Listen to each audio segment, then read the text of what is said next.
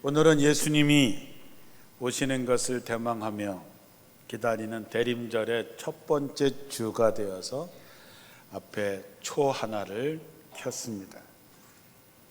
교회력으로는 새해가 시작됐다라고 하는 것이지요. 정말 여러분이 주님이 오심을 기다리기는 할까? 우리가 대림절기를 맞이해서 주님 오심을 기다리는 첫째 주, 둘째 주, 셋째 주, 넷째 주를 하면서 초를 하나씩 켜낼 텐데 과연 우리는 주님을 기다릴까? 주님을 기다리는다면 주님을 기다리는 가장 큰 이유는 뭘까? 그것은 하나님의 나라입니다. 기독교의 핵심이 뭐냐고 물어보면 대부분의 사람들은 사랑이라고 얘기를 합니다. 어떤 사람들은 예배, 선교, 헌신, 기도, 십자가 이런 얘기들도 하지요. 여러분은 기독교의 핵심이 무엇이냐고 물어보면 뭐라고 답을 할까요? 모든 주제들이 다 귀한 것이지만 예수님이 처음부터 끝까지 끊임없이 설명하고 선포하신 주제는 하나님의 나라입니다. 따라 한번 해보겠습니다. 하나님의 나라. 그런데 우리가 이 하나님의 나라를 너무 모릅니다. 그래서 우리가 신앙생활 하면서 기쁨을 잃어버리고 세상에서 어떻게 살아야 하는지를 모르고 그래서 세상 사람들 따라가는 것을 따라가면서 애쓰며 살고 있는 것이죠. 예수님의 가르침의 주제가 하나님의 나라였고 세례 요한의 가르침의 주제도 하나님의 나라였습니다. 제자들의 가르침의 주제도 사도 바울의 가르침의 주제도 하나님의 나라입니다. 그래서 하나님의 나라는 기독교 신앙의 본질이면서 전부입니다. 세례 요한의 첫 번째 설교도 회개하라 천국이 가까이 왔느니라였고 예수님의 첫 번째 설교도 회개하라 천국이 가까이 왔느니라였습니다. 그러므로 천국 또는 하나님의 나라라고 하는 이 말은 성도들에게 있어서 가장 소망스러운 단어입니다. 그러므로 천국이란 말과 하나님의 나라라는 말에 대해서 우리가 좀 더 잘 알고 깊이 생각할 필요가 있는 것이죠. 오늘 말씀에 하나님의 나라의 비밀을 아는 것이 너희에게는 허락되었지만 다른 사람에게 비유로 하나니 이는 그들이 보아도 보지 못하고 들어도 깨닫지 못하게 하려 함이라 그랬습니다. 하나님의 나라의 비밀을 여러분에게는 하나님께서 열어주신다는 것입니다. 허락하신다고 하는 것이죠. 그렇다면 도대체 하나님의 나라가 뭘까? 하나님의 나라라는 표현은 마가, 누가, 요한에 100번 이상 나오고 예수님께서도 하늘나라, 하늘님의 나라, 천국 이런 단어를 70여 차례 사용하시면서 가르치셨습니다. 문제는 우리 역시 하나님의 나라라고 하는 말은 많이 하지만 보통 천국 하면 죽어서 가는 좋은 곳, 내세, 어떤 장소의 개념으로 많이 생각을 합니다. 이런 왜곡된 생각이 우리의 신앙을 현실적으로 만들질 못합니다. 이 땅에서 누려야 하는 하나님의 나라를 알지 못하기 때문에 우리는 세상 사람들이 추구하는 것을 더 얻으려고 신앙생활하는 사람들도 많이 있습니다. 심지어 어떤 사람은 1시간 예배 드리는 것도 이렇게 힘든데 천국 가면 매일 예배를 드려야 한다니 천국을 가야 하나 말아야 되나 걱정된다는 사람도 있습니다. 우리가 분명히 알아야 되는 것은 예수님의 중심 메시지를 제대로 알지 못하고 이해하지 못하는 사람은 예수님의 제자가 될 수 없다는 것이죠. 예수님을 따를 수 없습니다. 너무나 당연한 거죠. 모르는데 뭘 따를 수 있고 모르는데 어떻게 함께 할 수 있겠습니까? 하나님의 나라가 임하지 않은 이들에게 주님은 이렇게 책망하십니다. 누가복음 6장 46절에 너희는 나를 불러 주여 주여 하면서도 어찌하여 내가 말하는 것을 행하지 아니하느냐. 하나님의 나라는 우리들의 현재의 삶과 미래의 삶, 우리의 삶의 전부입니다. 기독교는 하나님의 나라의 이야기이고 오늘을 살아가는 우리 삶의 현실적인 이야기입니다. 천국이라고 하는 단어는 마태복음에만 나옵니다. 그 외에 복음서와 서신서에는 하나님의 나라라고 기록되어져 있지요. 마태복음의 1차 수신자인 유대인들에게 십자가에서 죽으신 그리고 부활하신 예수님이 바로 하나님의 아들 메시아임을 알리기를 원했습니다. 그들은 여호와 하나님의 이름을 함부로 부를 수 없었습니다. 그들은 성경책에 있는 하나님의 이름을 읽다가도 하나님이라고 부르지 못하고 아도나이나 다른 이름으로 대체해서 불렀습니다. 이것을 한자 문화권에서 있는 번역자들이 하늘 천으로 그리고 나라를 나라 국자를 써서 천국이라고 번역을 했습니다. 그러다가 보니까 불교 문화권에 있는 우리들이 천국은 죽으면 가는 극락 같은 곳으로 천국을 마치 어떤 특정한 장소, 지리적이고 영토적인 것으로 이해를 하게 되었습니다. 그러나 예수님이나 제자들, 사도들에게 하나님의 나라는 죽어서 가는 장소의 개념이 아니라 하나님께서 통치하시는 영역을 말하고 있습니다. 그동안 우리는 천국을 죽어서 가는 장소의 왜곡된 개념을 가지고 있다 보니까 오늘을 살아가는 삶을 강조하지 못했습니다. 그래서 우리의 신앙은 현실성을 잃어버리고 세상 사람들이 추구하는 것과 다를 바 없는 삶을 살게 되었습니다. 남보다 더 많이, 남보다 더 높게, 남보다 더 오래 사는 것이 하나님의 축복이라고 생각했습니다. 그러니 우리의 삶은 세상과 구별되지 않았습니다. 그래서 빛과 소금이 되지 못했고, 그래서 교회의 쇠락을 가져오게 된 것이죠. 지금 내가 사는 이곳에서 내가 하나님의 다스림을 받아들이고 내가 그분의 통치하심에 내 삶을 드러내게 됐을 때 주기도문에 나오는 나라가 임하옵시고 뜻이 하늘에서 이룬 것 같이 땅에서 이루어지는 것이죠. 우리가 하나님께 영광 돌린다는 말은 참 많이 합니다. 찬양도 많고 기도할 때 우리는 다 한 번 이상은 다 씁니다. 하나님 영광 받으시라고 얘기합니다. 하나님께 영광 돌린다고 하는 말이 뭘까? 내 삶을 통해서 그분의 모습을 드러내는 것입니다. 다시 말해서 내가 사는 이곳에서 내가 하나님의 다스림을 받아들이고 더 나아가 그분의 통치하심을 내 삶을 통해서 사람들에게 드러내는 것입니다.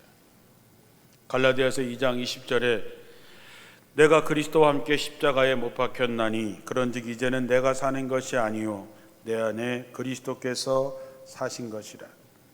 이제 내가 육체 가운데 사는 것은 나를 사랑하사 나를 위하여 자기 자신을 버리신 하나님의 아들을 믿는 믿음 안에서 사는 것이라 했습니다. 나는 죽고 내 안에 그리스도가 사는 것, 나를 통해서 주님의 모습, 주님의 성품, 주님의 사랑, 예수님이 나를 통해서 드러나게 되는 삶이 하나님께 영광 돌리는 삶이라고 하는 것이죠. 바리새인들이 예수님에게 묻습니다. 하나님의 나라가 어느 때 임하겠습니까? 예수님께서 하나님의 나라는 볼 수 있게 임하는 것이 아니라고 얘기합니다. 여기 있다, 저기 있다 말할 수 없다는 것이죠. 그러면서 하나님의 나라는 너희 안에 있느니라 그랬습니다. 예수께서 말씀하신 이 말씀의 의미는 뭘까? 어느 특정한 장소가 천국이 아니라 내 안에 있다라고 하는 말은 내가 그리스도의 통치 안에, 하나님의 다스림 안에, 주님이 내 안에 있을 때 바로 그 안에 하나님의 나라가 있다는 것입니다. 다시 강조하지만 너희 안에 있다라고 하니까 하나님이 나라가 내 안에 장소로 있는 것이 아니라 내 안에 주님의 다스림, 주님의 인도하심, 주님이 나와 함께 하심을 경험하게 되는 바로 그것을 하나님의 나라라고 하는 것이죠. 우리가 요한복음 15장 4절에 보면 내 안에 거하라 나도 너희 안에 거하리라. 가지가 포도나무에 붙어 있지 아니하면 스스로 열매를 맺을 수 없음 같이 너희도 내 안에 있지 아니하면 그러하리라. 나는 포도나무여 너희는 가지라. 그가 내 안에 내가 그 안에 거하면 사람이 열매를 많이 맺나니 나를 떠나서는 너희가 아무것도 할 수 없다 했습니다. 다른 구절에 보면 너희가 많은 열매를 맺나니 그 열매로 인해서 아버지께서 영광을 받으신다 했습니다. 나를 다스리시는 예수님이 내 안에 계시고 하나님의 통치가 내 인격에 실현되고 있다면 내 안에 하나님의 나라가 세워지는 것이지요. 여러분 안에 하나님의 나라가 세워지면 우리의 인생이 송두리째 바뀌게 되어 있습니다. 하나님의 나라가 내 안에 있는데 어떻게 변하지 않을 수 있겠습니까? 우리가 예수 믿으십시오라고 하는 말은 저처럼 살고 싶지 않으십니까? 라고 하는 말과 같은 말입니다. 여러분이 누군가에게 교회 같이 가자, 예수 믿으라고 얘기할 때 그 사람은 여러분의 삶의 열매를 봅니다. 여러분을 보면서 나보다도 어렵게 살고 가진 것도 나보다 부족하고 배운 것도 그렇고 모든 것이 나보다 부족한데 너는 어찌하여 그렇게 늘 기쁘게 사냐? 너는 어찌하여 행복하게 사냐? 내 안에 하나님의 나라가 있을 때 그런 얘기를 듣는 것입니다. 그러면 그 사람들은 호감을 갖겠죠. 도대체 저 사람은 무엇 때문에 저렇게 기뻐할까? 내 안에 하나님이 계시고 그분이 나를 인도하시는 삶을 살아가는 사람에게 그러한 모습들이 나타나게 되고 그러한 모습을 본 사람들은 호감을 갖게 되고 복음을 증거할 때에 그들도 나도 내가 믿는 그 예수를 나도 한번 믿어보자 하는 것이지요. 내가 예수를 믿겠습니다 라고 하는 말의 의미는 나는 이제부터 예수님의 다스림에 순종하며 따르겠습니다 하는 것입니다. 그런 사람들을 우리는 그리스도인이라고 부르지요. 초대교회 안디옥 교회 교인들이 처음으로 그리스도인이라고 하는 말을 듣기 시작했습니다. 다시 말하면 세상 사람들이 봤을 때 뭔가 다른 것이죠. 구별된 것이죠. 뭔가 다릅니다. 그리스도를 따르는 사람들, 하나님의 말씀대로 사는 사람들은 저렇게 사는 거구나 라고 하는 것을 보여주니까 사람들이 자기와 구별된 그리스도인이라고 불렀던 것이죠. 우리는 종종 하나님의 나라가 이곳에 임해달라고 기도합니다. 우리가 신학적으로 복잡한 설명이 아니더라도 나라가 되려면 주권이 있어야 되고 주권이 인정되고 유지되는 것을 말합니다. 다시 말하면 하나님의 나라는 하나님의 주권이 인정되는 나라입니다. 하나님이 주인 되시고 주권을 행사하시면 그곳이 어디든지 간에 그것은 하나님의 나라가 됩니다. 우리가 찬양을 할 때도 초가집도 주님이 함께 하시면 그곳이 천국이라고 하는 찬양이 있지 않습니까? 하나님의 통치는 우리를 간섭하고 우리를 억압하는 것이 아니라 어머니의 품 같은 곳입니다. 로마서 14장 17절에 하나님의 나라는 먹고 마시는 것이 아니요 오직 성령 안에 있는 의와 평강과 희락이라 그랬습니다. 하나님의 나라는 말에 있지 않고 능력에 있다 했습니다. 여러분, 어린아이가 엄마의 품에서 잠든 모습을 한번 보십시오. 그는 어머니 안에 있을 때, 어머니 품속에 있을 때 어린아이는 걱정할 것이 아무것도 없습니다. 우리의 하나님의 나라는 그런 것입니다. 우리가 정말 하나님 안에 있고 하나님의 다스림 속에서 우리가 살아간다면 하나님께서 다 하십니다. 하나님께서 책임지신다고 하는 것이지요. 유한 웨슬리 목사님이 1791년 87의 나이로 세상을 떠납니다. 그가 마지막으로 남긴 말은 세상에서 가장 좋은 것은 하나님이 우리와 함께 하신다는 것이라고 얘기했습니다. 87년의 인생을 살아보니까 가장 귀한 게 뭐냐? 하나님이 나와 함께 하시는 것, 하나님의 나라를 이루는 것, 그것이 가장 귀한 것이라고 말한 것이죠. 우리가 성경을 여러 시각으로 볼 수 있지만 하나의 통일성, 일관되게 집중하는 것이 뭡니까? 하나님의 나라입니다. 창세기서부터 요한계시록까지 성경에 말하는 주제를 한 문장으로 요약하면 나는 너의 하나님이 되고 너희는 나의 백성이 되리라 입니다.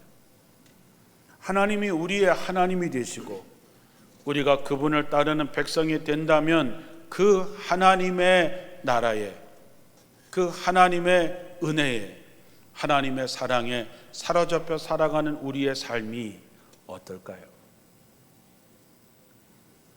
우리가 예수 그리스도를 영접하고 하나님의 통치를 받기 시작한 때에 내 안에 하나님의 나라가 세워지는 것입니다. 그러면 시공간이 어떻게 변하든지 간에 그 나라는 영원한 것입니다. 하나님의 나라를 품은 내가 살아가는 그 가정에 하나님의 나라가 임하는 것이고 내가 다니는 직장의 공동체의 교회에 하나님의 나라가 세워지는 것이죠. 사랑하는 성도 여러분, 그런데 우리뿐만 아니라 사람들은 하나님의 통치를 싫어합니다. 하나님의 주권을 자기의 주권으로 바꾸기를 원하지요. 우리가 마태복음 21장에 보면 어떤 한 주인이 포도원을 만들어서 종들에게, 농부들에게 세를 주고 먼 나라로 떠납니다. 곡식을 거둘 때가 되었을 때에 세를 받기 위해서 자기 종들을 농부들에게 보냈더니 농부들이 종 하나를 심히 때리고 하나는 죽이고 하나는 돌로 칩니다. 다른 종들을 보냈지만 여전히 그렇게 해서 맨 마지막에 자기 아들을 보내면서 내 아들이니까 그들이 존대하겠지라고 보냈지만 농부들은 그 아들을 보고서 저 아들만 죽이면 이 포도원이 자기들의 것이 될 거라고 생각하고 그 아들을 죽입니다. 이 말의 의미는 뭘까요? 결국 포도원을 맡긴 농부들은 자기가 주인이 되려고 한 것입니다. 자기가 주인이 되려고 할 때에 거기서 생겨지는 것은 죄악이고 죽음입니다. 마침내 포도원 주인이 그의 주권으로 어리석은 농부들을 내쫓았던 사건을 여러분은 기억하실 것입니다. 이 세상의 모든 것은 하나님의 것입니다. 우리가 그 하나님의 주권을 인정하고 그분 안에서 그분의 통치를 받게 됐을 때 하나님의 나라가 여러분 안에서, 여러분 가정에서, 우리 교회에서, 이 사회에서 실현되는 것이죠. 사랑하는 성도 여러분, 자신을 스스로 살펴보시기 바랍니다. 정말 내가 하나님의 나라를 품고 살고 있는지, 하나님이 내 삶의 주인 되시고 그분이 나를 인도하는 대로 내가 살고 있는지, 포도나무가 되는 주님 안에 붙어있는 가지는 많은 열매를 맺지만 그 가지가 떨어져 나가면 말라 밖에 버림을 받게 되는 것이죠. 이제부터 여러분 대림절을 맞이하면서 주님을 맞이하면서 주님과의 교제에 최고의 순위를 두시기를 주님의 이름으로 축원합니다. 우리는 하나님의 사랑을 잊고 하나님을 아버지라 부르는 하나님의 자녀가 되었기 때문에 이제 하나님과 더 깊은 교제를 통해서 정말로 예전에 느끼지 못했던 하나님의 나라가 내 안에 이루어지고 내가 정말로 주님 안에 있을 때 더 풍성한 열매를 맺게 된다는 것을 체험적으로 경험하게 되기를 바랍니다. 내가 사는 이곳에, 내가 있는 이곳에 하나님의 다스림을 받아들이고 그분의 주권을 인정해 드리고 그분과 함께 살아가는 가운데 우리가 있는 그곳이 하나님의 나라, 거룩한 땅이 되기를 주님의 이름으로 축원합니다. 기도하겠습니다.